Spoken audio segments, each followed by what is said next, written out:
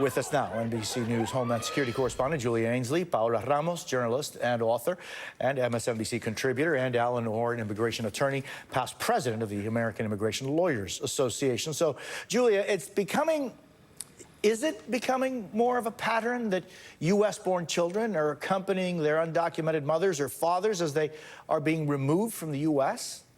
Well, you're certainly seeing 3 cases on display over a short period of time. But in a way, Tom Homan is right that there have been parents historically who have been faced with this impossible decision of whether or not to deport back to their home countries with their children and keep them there, or separate and allow the children to stay in the United States, especially when the child is a U.S. citizen. We should point out, though, when someone is deported with a U.S. citizen child, the child is not actually deported. They're being removed. They're on a deportation flight. But because of their citizen status, they can come back into the United States.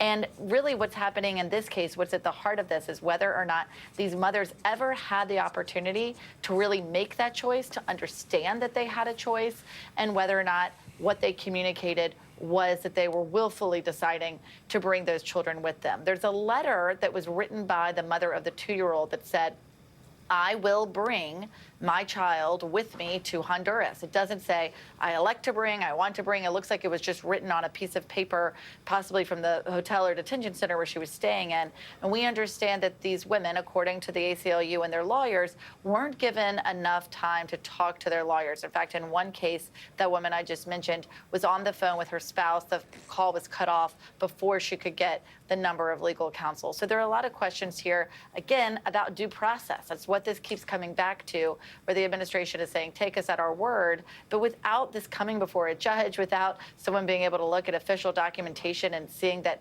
these women knew what their rights were and that the choices they were about to make were done so willfully, it's hard for us to make those determinations, Jose. Yeah, I mean, Alan, here's what Secretary of State Marco Rubio had to say about the process on Meet the Press yesterday. Is everyone on U.S. soil, citizens and non-citizens, entitled to due process? Yes, of course. But let me tell you, it looks in immigration standing, the laws are very specific. If you're in this country unlawfully, you have no right to be here and you must be removed. That's what the law says. Somehow over the last 20 years, we've completely lost this notion that somehow or completely adopted this idea that, yes, we have immigration laws, but once you come into our country illegally, it triggers all kinds of rights that can keep you here indefinitely. So, Alan, and, you know, the issue of due process, what are the rights of these U.S.-born children? So I think when you're saying that the Constitution is the problem, is holding up the process of you removing people so quickly, that we know what the problem is. And it's not the Constitution, because a new president does not get to change the Constitution. And furthermore, many of these individuals might have had a chance to gain status in an immigration proceeding where they could have had withholding or removal because they have U.S. citizen children with serious diseases. And sort of deporting somebody with stage 4 cancer is sort of a death toll to that U.S. citizen national. Did they have a passport? Did you fly them back? So while they might not have been deported, they were definitely removed because the United States is paying for their transportation to a country for which they do not belong. And they may not have a passport. So all of those things that Marco Rubio is saying sounds fun, but when you're chasing the numbers like they are and you're rushing to get individuals out of the country, it is clear they don't have due process. We're not saying that you can't deport individuals. What we're saying is there is a legal process to do it. Go through all the steps. Paolo, what do you make of this? I think this is a question we've been wondering for so long at this point. You know, at what point will this administration be capable of deporting U.S. citizens? And now we know.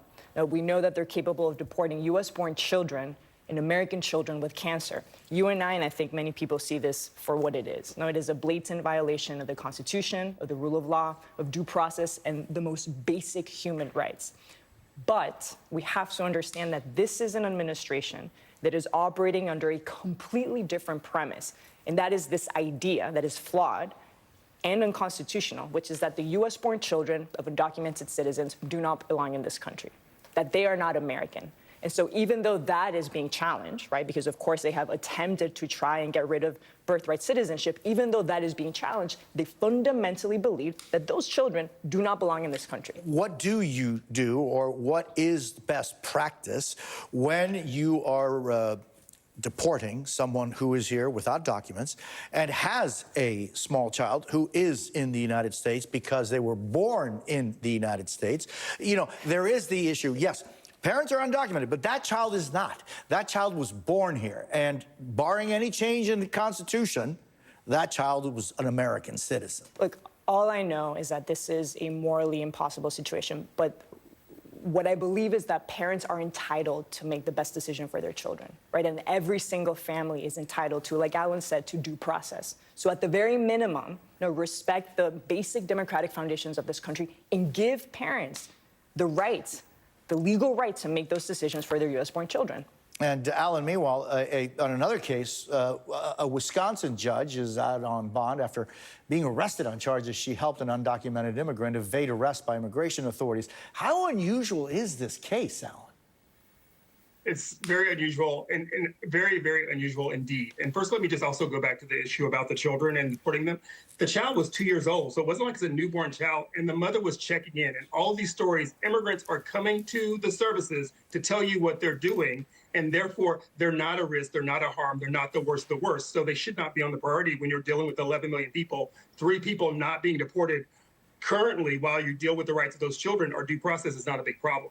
As far as this attack of the judges, I'm not clear on all the facts just yet, but it's very unusual for the FBI, the Department of Justice to come out and say that someone is guilty of a crime without sort of sorting through the facts. That's what we don't do. I mean, today, there's a parade of pictures of individuals arrested in front of the White House. This does not look like due process or justice at all. I don't know what we're trying to sell to the American people, but enforcing the law has never been done in such a way where you're getting a ribbon or celebrating someone being convicted. Yeah, Julia, meanwhile, there's an update on the theft of Homeland Security Secretary Kristi Noem's bag from a D.C. restaurant.